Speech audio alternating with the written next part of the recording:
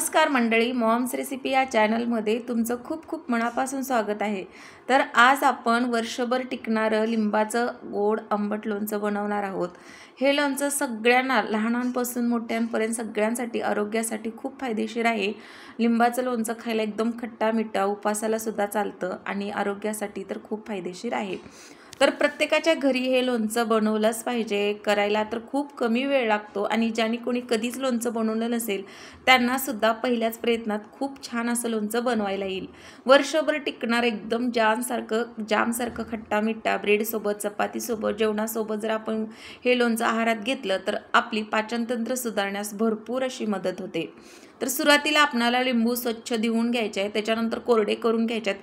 कोरडे झाल्यानंतर त्याच्या फोडी छोट्या छोट्या कट करून घ्यायच्या आहेत आणि त्याच हाताने बिया सुद्धा आपल्याला बाजूला करून घ्यायच्या आहेत। व्यवस्थित आपल्याला चेक करून घ्यायचं आहे की एखादं बी त्यामध्ये राहिला असेल तर परत एकदा चेक करायचं आणि सगळ्या बिया आपल्याला बाजूला करून त्या बिया टाकून द्यायच्यात। आपल्याला बिया लोणच्यामध्ये वापरायच्या नाहीत। तर आता ह्या फोडी तुम्ही अशाच सुद्धा लोणच्याला वापरू शकता, नसेल तर याचं वाटण सुद्धा करून घेऊ शकता। पण काय होतं, लिंबाचं वाटण केल्यानं पूर्ण त्याची साल सुद्धा आपल्या आहारात जाते। लहान मुलं काय करतात, फोड खातात आणि लिंबाची साल अशी फेकून देतात। त्यासाठी आपल्याला अशा प्रकारे त्याचं वाटण करून घ्यायचं आहे। जो रस निघालाय तो सुद्धा यामध्ये टाकायचा आहे। त्याच्यामुळं काय होतं, जे वाटण आहे एकदम मिळून येतं आणि लोणच्याला एकदम छान असा खट्टापणा येतो।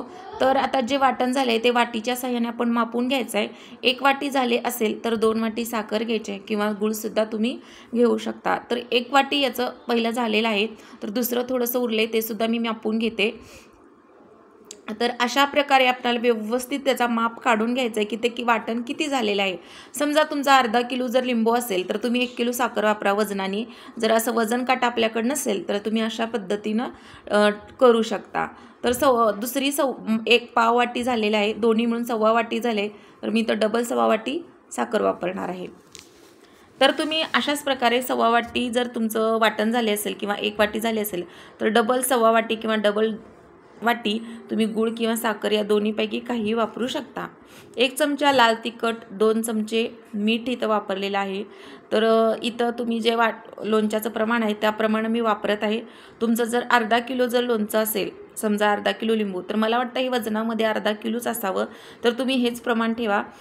वजन करून जर तुम्ही लिंबू घेतलात तर त्या वजनाने दुप्पट साखर किंवा गूळ तुम्हाला वापरायचे आहे। तर हे सर्व साहित्य आपल्याला व्यवस्थित मिक्स करून घ्यायचं आहे।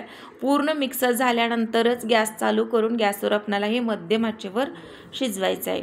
तर इथं बघू शकता खूप छान असं छान कलर आलेला आहे।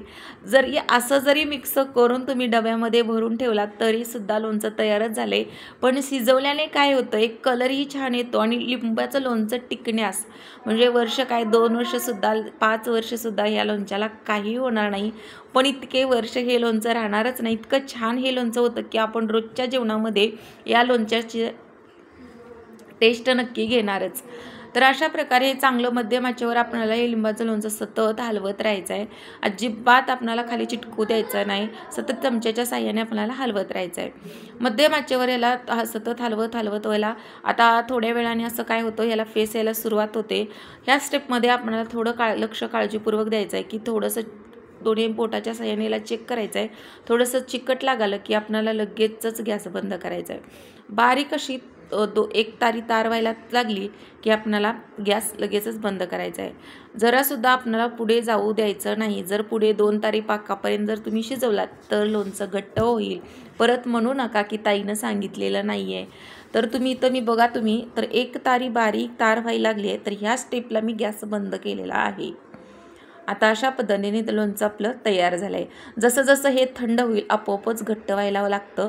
इतकंही घट्ट होणार नाही जे आपल्याला खाण्याला असं एकदम असं जाम ज्या पद्धतीचा असतो अगदी त्याच पद्धतीचं हे तयार होतं। तर इथं या स्टेपला मी गॅस बंद केलेला आहे। कलरसुद्धा खूप छान आला आहे। आता सध्या तुम्हाला हे पातळ दिसत असेल, नंतर जसं जसं थंड होईल तसं तसं हे लोणचं खूप छान तयार होईल। आता थंड झालेलं आहे। थंड झालेलं लोणचं मी काचेची भरणी स्वच्छ धुवून घेतलेली आहे आणि त्याच्यामध्ये हिंगाची वाफ तयार करून अशा प्रकारे भरणी तयार केलेली आहे। तर पूर्ण कोरडी अशी भरणी आपल्याला वापरायची आहे। लिंबाचं लोणचं भरून घ्यायचं पूर्ण थंड झाल्यानंतर। तर खूप छान असं हे लोणचं तयार झालेलं आहे। तर थंड झाल्यानंतर काचेच्या भरणीमध्येच ठेवून त्याला पूर्ण झाकण लावून ठेवायचं आहे। आणि तुम्हाला व्हिडिओ आवडला असेल तर लाईक शेअर नक्की करा आणि तुम्ही लोणचं नक्की बनवून खा। तर तुम्हाला हा व्हिडिओ आवडला असेल तर लाईक शेअर नक्की करा। परत भेटूया अशाच छान छान व्हिडिओमध्ये।